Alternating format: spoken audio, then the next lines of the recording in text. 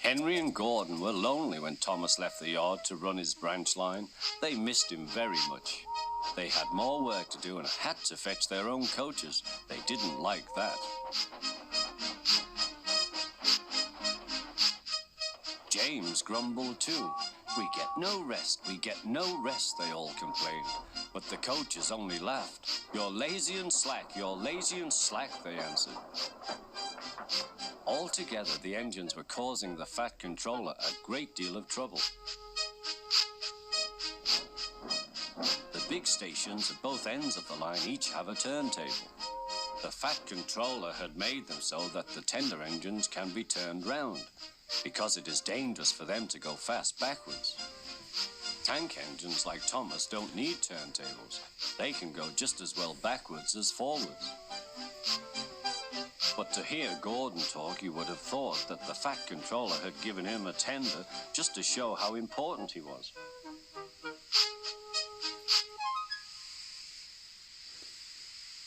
"You don't understand, little Thomas. We tender engines have a position to keep up.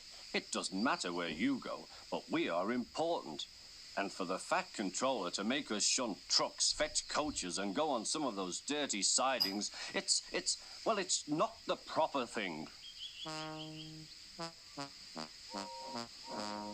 Thomas chuckled and went off with Annie and Clarabelle. "Disgraceful," Gordon hissed as he ran backwards to the turntable. The turntable was in a windy place close to the sea, and if he was not on it just right, he put it out of balance and made it difficult to turn. Today, Gordon was in a bad temper, and the wind was blowing fiercely. His driver tried to make him stop in the right place, but Gordon wasn't trying. The fireman tried to turn the handle, but Gordon's weight and the strong wind prevented him. "It's no good," they said at last. "Your tender upsets the balance. If you were a nice tank engine, you'd be all right. Now you'll have to pull the next train backwards." "Look," called some boys, "there's a new tank engine." "Oh, it's only Gordon back to front." "Hello," called Thomas, "playing tank engines? Sensible engine.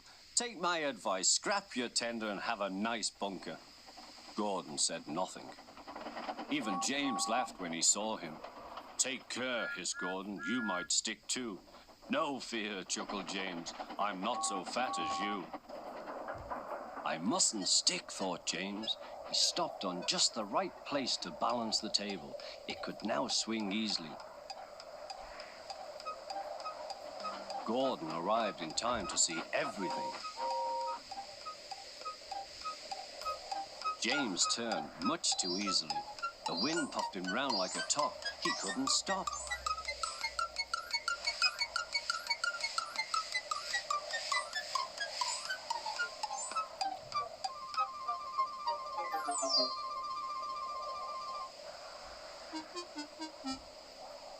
"Well, well," said Gordon, "are you playing roundabouts?"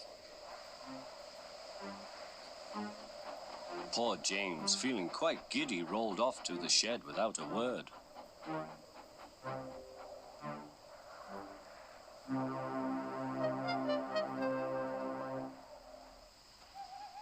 That night, the three engines had an indignation meeting. "It's shameful to treat tender engines like this. Gordon has to go backwards and people think he's a tank engine. James spins round like a top and everyone laughs at us. And to add to that, the Fat Controller makes us all shunt in dirty sidings. Blech!" "Listen," said Gordon. He whispered something to the others.